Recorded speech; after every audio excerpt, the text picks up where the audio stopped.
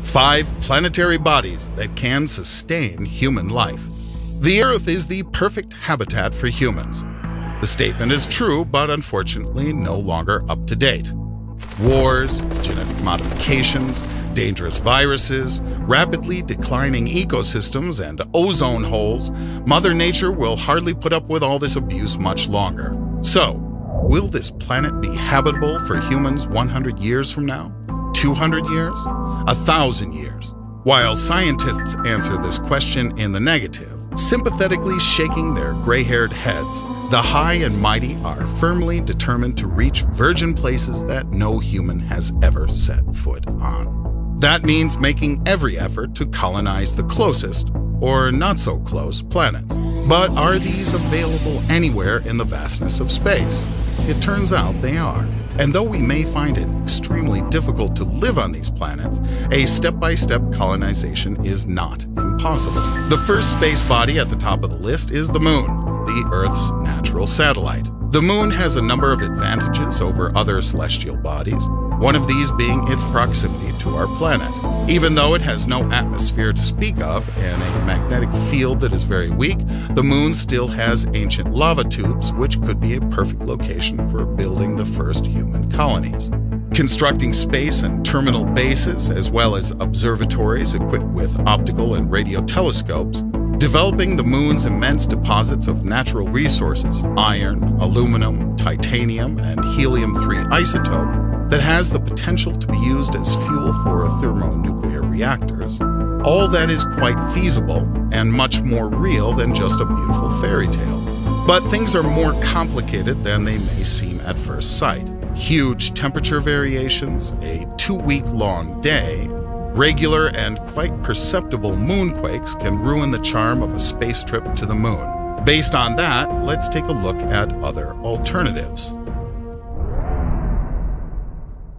Mars.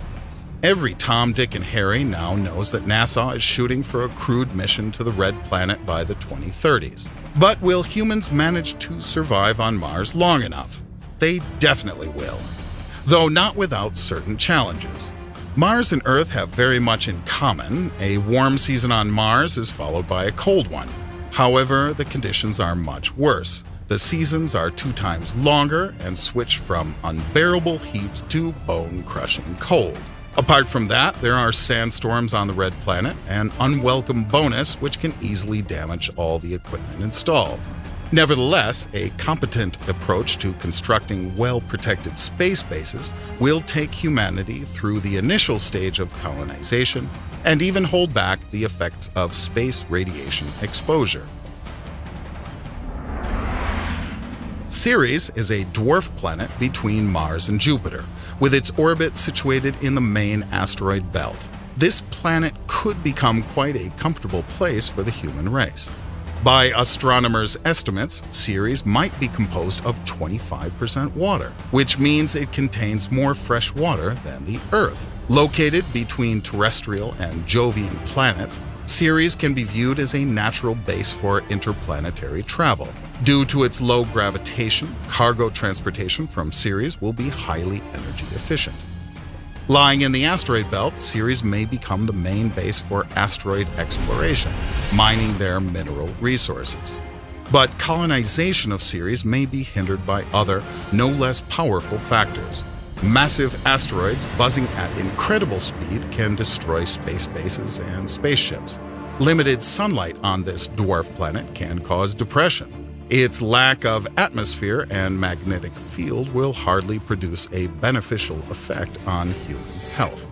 Colonization of Europa is another opportunity for humanity to survive off planet Earth. The icy crust of Jupiter's 4th biggest moon can reveal whole oceans of liquid water to be used for technical and domestic purposes. On the downside, Europa is showered with deadly radiation that a human will not survive without significant radiation shielding. Also, its normal temperature is not very comfortable to live in. Admit it, at minus 170 degrees Celsius, you will not last long. Plus, Europa's low gravity can ultimately result in complete muscle atrophy. Moreover, according to scientists, children born in a zero-gravity environment will not be able to adapt to Earth conditions. And let's not forget local residents possibly inhabiting Europa's liquid waters. These pleasing creatures will surely not be happy to share their home with us. Titan. Saturn's largest moon may not be the best place for permanent residence, but quite appropriate as a terminal base for those heading to remote corners of the solar system.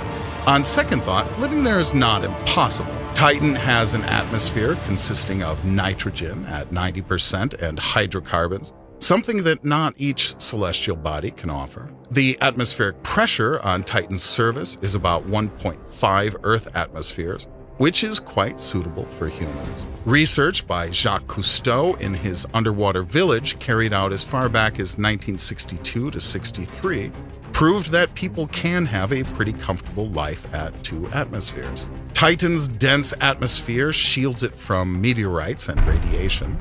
Additionally, it solves the problem of transportation. Without roadways and proper infrastructure, aircraft will be the only vehicles available. As for problems posed by the atmosphere of Titan, there are 2 of them.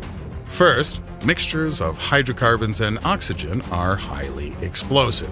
And second, we'll have to develop adequate thermoinsulation and heat generation.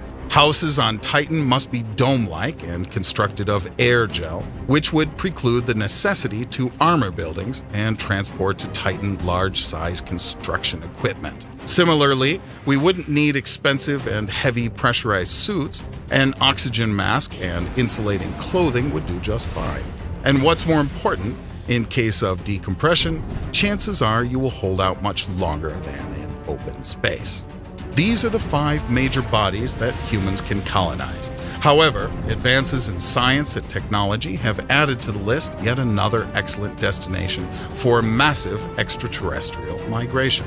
A team of NASA experts developing the Kepler Astronomical Satellite Project have discovered a new planet that is potentially suitable for extraterrestrial expansion of humans. The new Earth, Kepler 186f, is about 10% larger than our planet, but its chemical composition and approximate mass are still unknown. Scientists assume the planet may have liquid water. The newly found Kepler 186f resides in the 5-planet system orbiting the star named Kepler 186, 60% the size of the Sun and somewhat colder than the Sun. The newly discovered system has been found in the constellation of Cygnus, about 500 light-years from Earth. Kepler 186f is the only planet in its system orbiting the star at a distance large enough for liquid water to exist on the surface of the planet, located in the so-called habitable zone. Meanwhile, as long as there's no urgent need to get away from this planet, grasp the chance to subscribe to our channel and make yourself better equipped to face challenges than anybody else.